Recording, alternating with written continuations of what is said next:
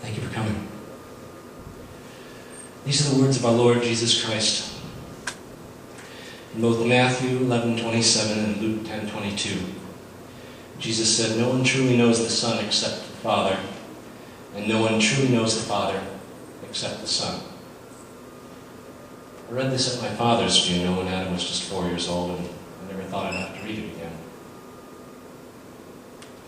There were so many parts to Adam's rich and full life while I was here. As a child, his Lego collection was legion among his friends. I believe we still have enough bricks to reconstruct a life-size replica of Washington, D.C. That's where he attended his first National Lego Convention and walked and talked among the master Lego builders, giving them his idea, like Jesus in the temple.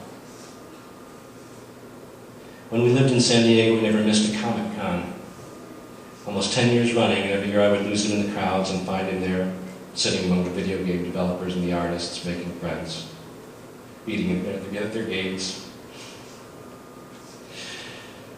Adam inherited a natural affinity for the machine.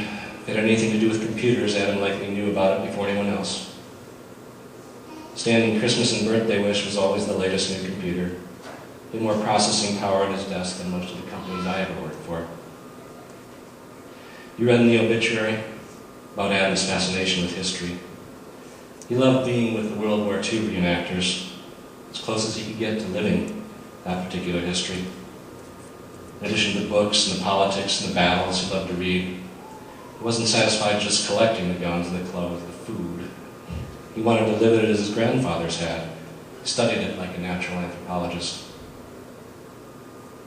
I'd heard him accuse one of his friends of this once, but Adam was a bright, shining light in a sea of shite, and the darkness only targets the light, and most unfortunately, targets the lightest ones first.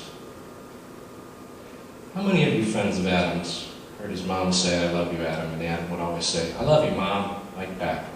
No embarrassment.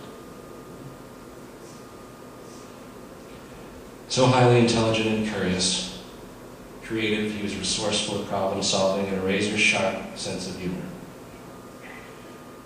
As he got older, he loved to pepper his conversation with expletives. He loved the powerful, juicy, forbidden words as well as the complex and arcane words. You need a dictionary to keep up with Adam sometimes. At 3 years old, he heard somebody say that needed correcting. He would start his explanation with, "Actually." If he didn't think you understood what he said, he was eloquent enough to repeat it in different ways until you did. Just as, no less than 3 times, Jesus repeats himself. John 13:34, "So now I am giving you a new commandment. Love each other. Just as I have loved you, you should love each other." John 15:17, "This is my command. Love each other." John 15:12, "This is my commandment. Love each other in the same way I have loved you."